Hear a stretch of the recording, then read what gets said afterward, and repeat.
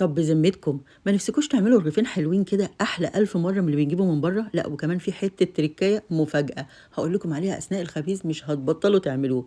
أول حاجة ده كيلو دقيق لجميع الاستخدامات، حطيت عليه نُص معلقة من الملح وقلّبت كويس، وبعد كده حطيت معلقة خميرة ومعلقتين سكر. ولو أول مرة تستخدموا الخميرة يا جماعة اعملوا تيست الخميرة وده مهم جدًا علشان ما تبوظلكوش العجين، لو عايزين تعرفوا إزاي ابعتوا لي وأنا أقول لكم الطريقة من عينيّا. ودي أول مفاجأة معانا يا جماعة، عارفين دي إيه؟ دي حتّة قشطة كده شايلاها من على وش اللبن، وبعد كده باحطها في الفريزر، أي بقى معجنات، أي عيش، أي حاجة، باروح مطلعاها وحاطاها على العجين بتاعي، بتدّي طعم حلو جدًا. هنا بقى أنا بابِس العجين أو بابِس الدقيق بحتّة القشطة علشان أغلِّف كل حبيبات الدقيق بالقشطة. وبعد كده هاحط كوباية ونُص من المَيّة، طبعًا إحنا عارفين إن أنواع الدقيق بتختلف، يعني ممكن ياخد منكم كوباية وربع مَيّة، أو كوباية مثلًا وربع ومعلقتين، المهم حسب الدقيق بتاعكم بيتشرب قد إيه من المَيّة. المهم بقى هاقعد هنا أعجن مش أقل من 10، 12 دقيقة، 15 دقيقة كمان، ليه؟ علشان أدّي له عرق قوي، أشغّل الجلوتين وأدّي له عرق قوي، وطبعًا لو لقيتها لينة ممكن أزوّد شوية دقيق كده من اللي شايلاهم على جنب. لحد ما أوصل للعجينة اللي أنتم شايفينها قدامكم دي، طرية أوي لكن ما بتلزقش. هاسيبها بعد كده بقى في مكان مظلم ودافي تخمر، هتاخد حوالي ساعة أو حسب الجو يا جماعة، يعني لو في البرد ممكن تقعد مثلًا ساعتين على ما تخمر وتبقى بالجمال ده. شايفين الحركة دي؟ كل ما آجي أعمل عجين هاقول لكم شايفين الحركة دي؟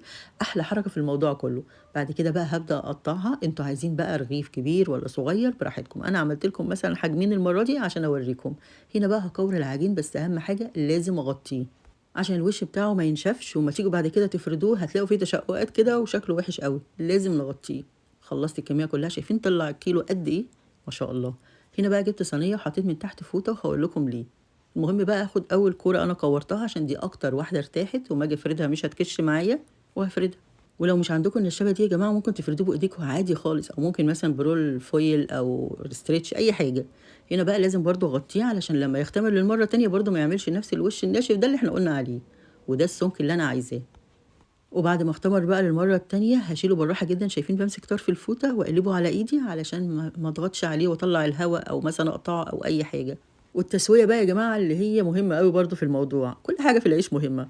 المهم بقى باجيب جريل أو طاسة أو صينية، المهم يكون فيها طبقة غير لاصقة، مش شرط اللي عندي دي يعني، ودرجة الحرارة تبقى فوق المتوسطة.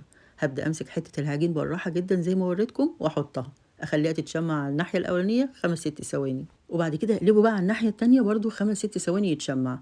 ليه باعمل كده؟ علشان أقفل المسام بتاعة العجينة ويرتفع كده وينتفخ معانا، نفس حركة المخبز تقريبًا أو الفرن اللي إحنا بنشتري منه العيش.